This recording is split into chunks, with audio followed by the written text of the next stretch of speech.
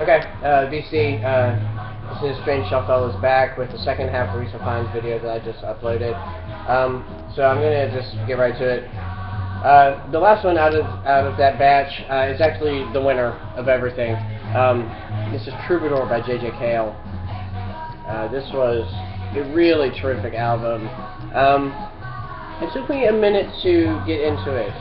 I kept expecting it to do something different, and what I realized is, you're at the house and you've had a party and all your friends will come over and you've had a really great time and lots of drinking and hanging out and got a little crazy and a couple hours later and now the people that got really toe up have gone home because they had to, and the people that were lame left early because they're lame, and it's the end of the night, and you and 5 or 6 other people are sitting on the porch, and you're on your last drink, and some people switch to coffee, and you're just chilling out and just talking and having a really good time in a quieter way, and just reminiscing about the great party you had. And there's one more album to play for the night, and that's what this album is right here. It's not mellow, or as in slow. It's just quiet, I guess. And I think that's what took me a while to get into it, because I played it, in the middle of the damn day when I'm like, doing errands around the house and chores and things like that, and it didn't really grab me at first, but then I figured out what this album was trying to do, and this is a really quality album. It's reminiscent of Townes Van Zandt for me, which is Ace's guitar playing, Ace's musicianship, Ace's guitar writing, Ace's lyric writing, but not flashy. Just really quality work. Yeah, so this is great. This is great. If you get your hands on this, man, you'll love it. So that's the last of that batch. These 3 here are ones that my friend gave to me. He's weeding out some of his collection, getting rid of some doubles and things like that. This is a Chic, Savoir Faire, Back This Way Freak. This is Fat Boys, Jailhouse Rap instrumental. Back with the vocal version, and I've been meaning to play this one, and I just haven't gotten around to it. I don't know what it sounds like. It's another 12-inch Bob Arela, Richie Rivera Midnight Mix, Tobacco Road, and the flip is Why Does It Rain? And then this next batch is one that actually my girlfriend found. Sometimes it happens that her job takes her out with members of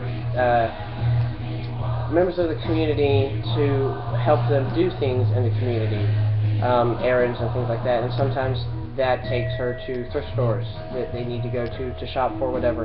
And she was at one a few days ago and called me and was looking through the records, and I was telling her, pick up everything, because I didn't recognize anything that she was calling out, so I had her pick up just about everything. Let's see, what is this? Okay. This is the only one that I haven't played. This is Pure Love and Pleasure. So this is going to happen all of them. Linda Thomas was good enough to let us know her name, and then also, strangely enough, the date.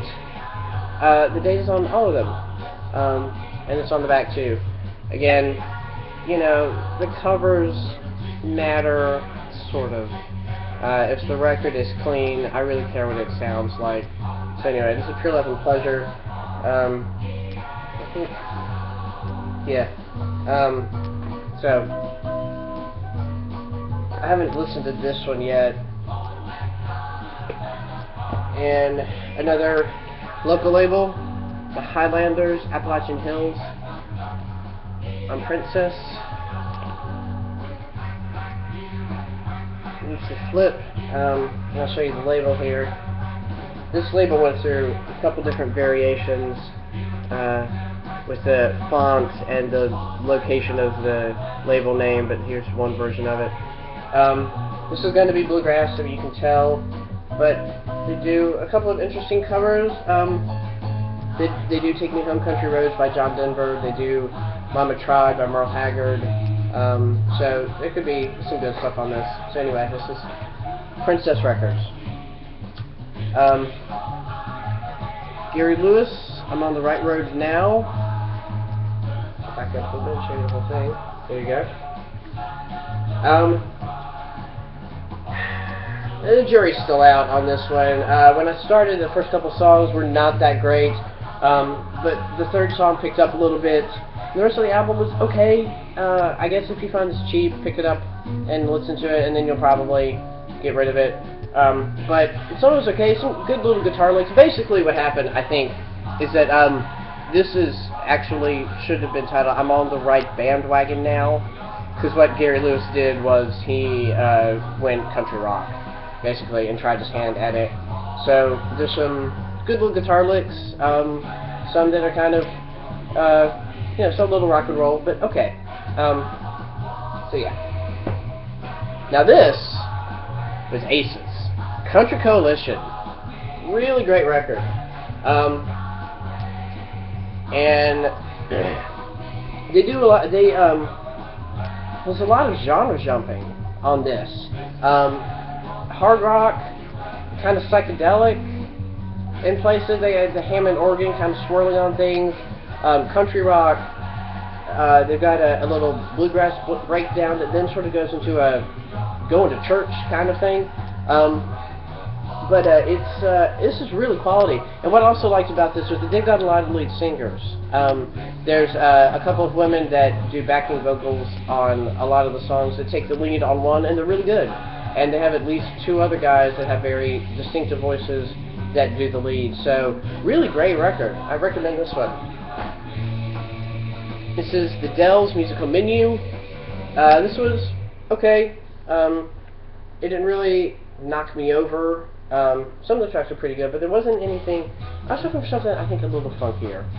But this is just okay. This is Gatefold. Let's see if I can back up here. Yeah, there you go. All right, that's the Dells. I haven't played this one either, but a lot of people know this is Hangout Ramsey Lewis Trio. I don't know. I showed a funk record, Funk 45, by Ramsey Lewis.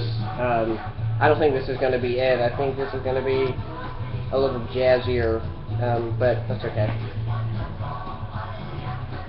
6680 Lexington. This was very good. Hard rock, little psychedelic. They've got the Hammond organ in, and so yeah, a little psychedelic, but good record. I recommend this one. Andy Murray, Summertime Children. This was good too. I think that this is either specifically a Christian recording, or this is just a singer-songwriter that has a strong faith that writes about it a lot. I mean, there's a song here, Psalm 23. There's another song called Grace Revisited. But there's also a song on here called The Great Botetourt Bus Truck Race, which is a cute little song. There is some children singing on this with him. They're not irritating. They're not horribly irritating, at least. They're tolerable. So I actually liked this record. There's some good guitar work on here. There's a song on here called Cowboy Dan. There's another one, The Ballad of John Klein. Quality lyric writing, I thought. So yeah, this was pretty good. It's the sort of thing I would play for my kid and not think that I was ruining them for life with schmaltz and crap. So, Andy Murray. Now, this one's last, and I didn't mean to save this one for last, but it is. I usually try to end on a more upbeat note. David and Jonathan, Michelle. Oh, holy God, this was horrible. Oh, dear God. This is Capitol scraping the absolute bottom of the Beatle barrel, basically. That's what's happening here. David and Jonathan have a hit version of 1966's top ballad, Michelle. So you have an idea of what time period this is. So this is, you know, a couple years after the Beatles have hit and the first wave of the British invasion have come through and hit, and so they're scrambling for more people to keep that going, you know. Riding that pony for all it's worth. And this says something about them being songwriters. They wrote a couple of hit songs, and then they brought them into the recording studio to record, which, you know, okay, great, bring them into the recording studio, give them a shot, see what it sounds like. Seriously, don't put out the record. It's that bad. They suck. I can't even tell you. And there isn't even good musicianship to sort of carry it through. Like, if they had really fuzzed this out, you know, it would be worthwhile, or if it, you know, psychedelia, or, you know, something like that. No, nothing like that at all. Just, so yeah, this is David and Jonathan. Heavy howl factor. So if you appreciate the howl factor in records, pick this up by all means. Listen to it, run around your house with your fingers in your ears, baking your head, going, "Oh God, it's so terrible," and then, you know, going on to the next song because you appreciate that sort of thing, which sometimes I do, but bad. Okay, that's it for the recent times. I have a lot of other videos to make. I'm so behind on threads and contests. There's quite a few that I want to do, and I just haven't been able to do it yet. I'm going to try today, but yeah, I guess that's it. So comments and feedback on my videos in this format would be much appreciated. I didn't get any on when I was working with my iPhone, and I just took that to mean that it was fine. But if I need help with sound quality, if the sound level on the record is too high or too low, telling me that the power is running out, let me know. So yeah, I guess that's it. I'll go and upload this and plug it in. And so talk to you later, VC. Bye.